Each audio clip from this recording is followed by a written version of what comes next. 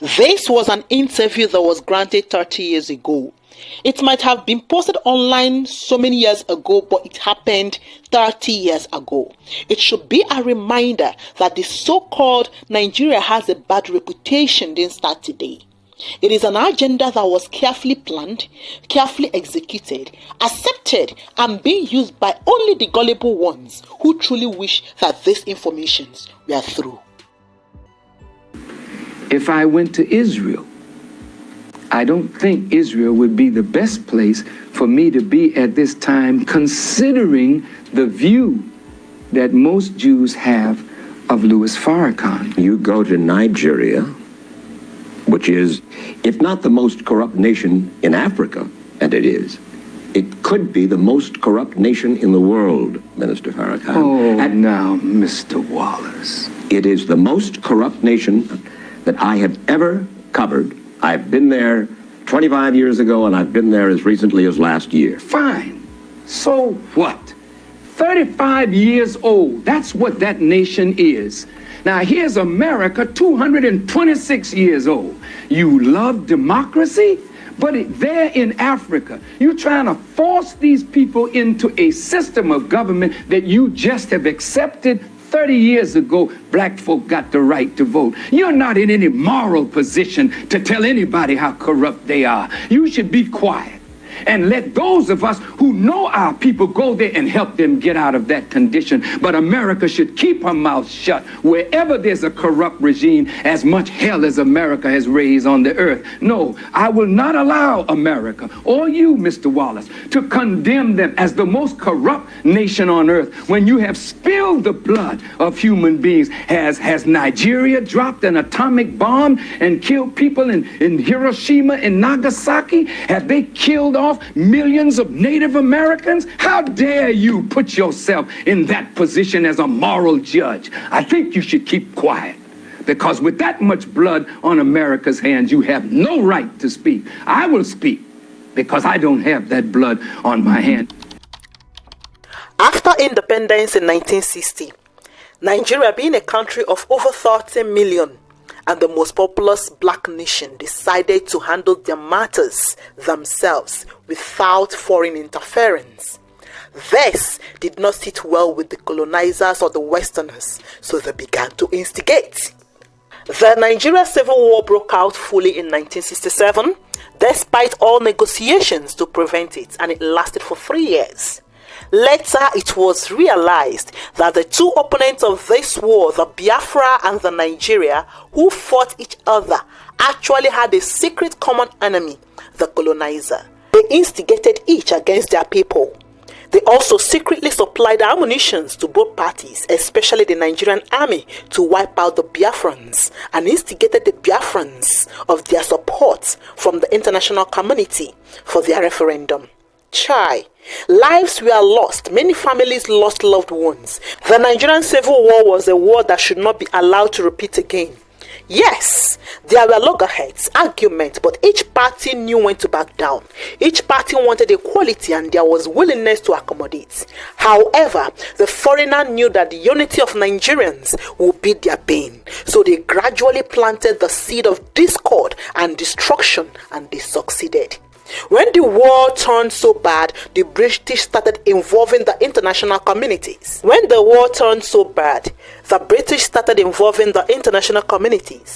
there were summons orders, etc. on Nigeria to withdraw their army and let the war end, just the way they are acting currently in countries that are under either civilian or military war. It was more of a game for them, while they became spectators. At this point, it dawned on both the Biafrans and Nigerians that the war was a mistake. They fell for the masters of deception, who uses divide and rule to capture their prey. The international community of the British and America tried to send aid to Nigeria. They tried to offer help, but Nigeria and Biafra war ended after one party considered defeat. The head, being Gowon, rejected the offerings of the West as they realized that they had a role that they played before, during, and after the war. This is what these people do. They use divide and rule to get hold of people. They will instigate tribes against one another, and during the heat of the fight, they will claim to arrive as peacemakers or saviors, and they have a pattern. Brute force can't be as powerful as deception. They rarely use physical force. They will instigate you against your ally or your very own. They will come to you as a savior, supply aid to you, but it comes at a price. Need to examine their conscience. And honestly, I have got no faith in such people. You've now inherited the responsibility for an untold number of new refugees, many of them starving. Are you going to allow organisations that have been helping Biafra, like Joint Church Aid, to continue flying in supplies under your supervision? As you know me, I always tell what I feel. Are they not the very people that really defied and spit on our face and told us that we can go to hell, we can do our worst, we can shoot down these aircrafts, and that will be the world opinion against us?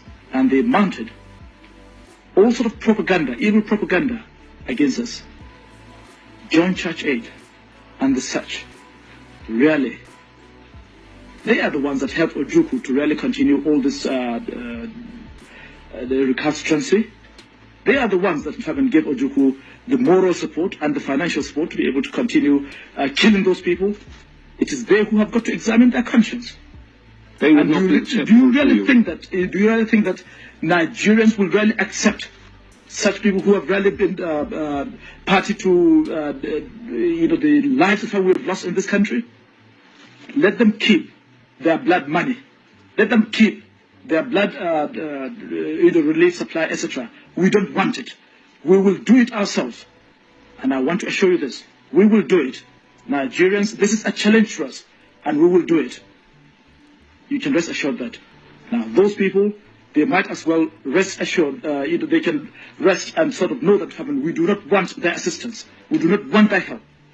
We do not want it. They can keep it. When we told them to do things properly, so that we can really end the suffering of these people, really at much earlier on, what did they do? They defied us. Now, as far as I'm concerned, I do not, in fact, wish to have anything to do with them. They will supply aid to you, but it comes at a price. Looting. They will gradually milk your natural resources and rare priceless items, all in the name of helping you. However, this backfired as the governments 55 years ago under Gowon refused their offer and they went mad. Other African countries after independence allowed them to have a major say in their affairs. They looted them while clapping for them as good countries, but Nigeria refused. So Nigeria and Nigerians became a threat. Foreigners from the West who offered to help as third parties were diplomatically rejected. So they became furious, and that's when the agenda to deal with Nigerians' reputation started. It's just like the attitude of a toxic person trying to hide in shame after being openly rejected for being a gold digger. So trying to hide their shame, they started spreading lies against Nigeria and claiming that they are of no good. They labeled Nigeria as the most corrupt nation on earth 55 years ago. So it's not today. They had to spread this information all across the world. When people who are toxic fall out with you, they will make sure that others hate you. What better way to deal with the most populous country in Africa if not to ensure that even their own brothers hate them? They've lived with these lies for so long and passed it on to their children. If these people are looting your resources and milking you dry, you're a good person and your country is a good country. Of course, you are good to them. But the moment you argue or hesitate, they will send their propagandists who are journalists against you. They will start spreading propaganda against you via their journalists.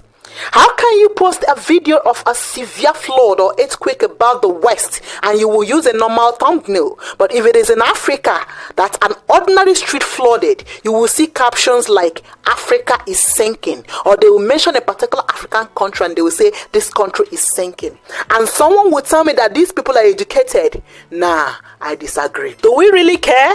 Well, we don't. However, we Nigerians should stick together to let the world know that we are champions. They hated us because they know that we are smarter than they think we are. Let no one come here to tell me, oh, our country, Nigerian movies also contributed. We are ritual movies, diabolic movies, etc. My friend, get out of here. So the American movies with Kabu Kaba and the blazing guns, what about them? American movies that we know, or European movies that we know, they were all about shooting, blazing guns and the rest of them. Yet we have commando actors and bows. Yet our people still flock to their country. There are kidnappings, mass shooting, killings, etc. in America and Europe. Despite report by CNN and Al Jazeera, you still flock there. And when you hear it happened in Nigeria, it will become a major global topic. I beg you, go sit down. Yes, there's corruption there. Yes, there's mismanagement of resources. Yes, there is abuse. There's abuse in every nation on earth, including this one. So let's not play holy to moralize on them. Let's help them. I'm not moralizing. I'm asking a question, and I got an answer. Why would you put it as the most corrupt regime in the world? That doesn't make sense. Can you think of one more corrupt? Yeah, I'm living in one. I'm living in one. Yes, you've done a hell of a thing on this earth, so you should not be the one to talk. You should be quiet when it comes to moral condemnation. It's not about today. It started even when Nigerians knew nothing about internet crime. They said we were the most corrupt, even when our leaders then were more accountable. They labeled us evil, even when people walk on the streets of Nigeria and sleep outside freely then, simply because we said, no, let us be, let us do our thing. They labeled us evil. Anyway, 55 years down the line, we are still unstoppable.